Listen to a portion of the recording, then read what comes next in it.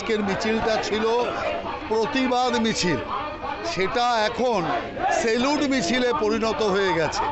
প্রতিবাদ তো থাকবেই, ক্ষোভ তো থাকবেই, কারণ যেভাবে পাকিস্তানি সন্ত্রাসবাদীরা বেছে বেছে হিন্দুদের ওপর আক্রমণ করেছে, যে পরিবারদের লোকদের আমরা হারিয়েছি তাদের তো আর ফেরত পাবো না, কিন্তু একটা যোগ্য জবাব ভারতের সেনা দিয়েছে, ভারত সরকার দিয়েছে, যার জন্য ভারত সরকার এবং ভারতের সেনাকে আজকে স্যালুট জানানোর সময় স্বাভাবিক।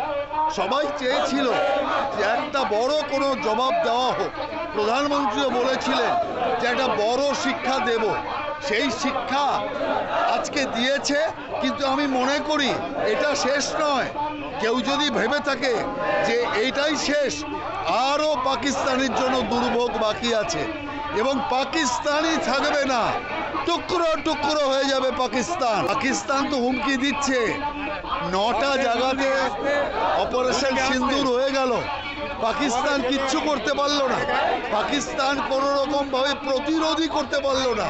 তার মানে বোঝা যাচ্ছে পাকিস্তানের প্রতিরোধ ব্যবস্থা, প্রতিরক্ষার ব্যবস্থা কতটা ভঙ্গুর, কতটা ফাঁকা আওয়াজ, এটাই তার সবচেয়ে বড় প্রমাণ।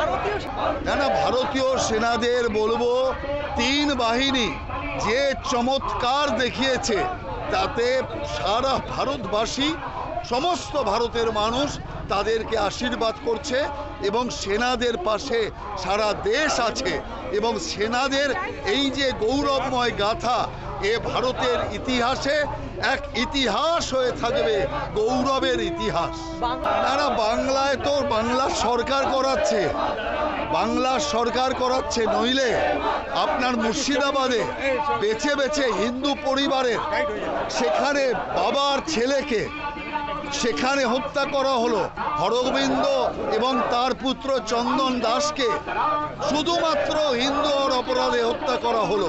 অতএব কাশ্মীরে যে ঘটনা ঘটেছে, পশ্চিম বাংলাতেও সেই একই ঘটনা ঘটছে।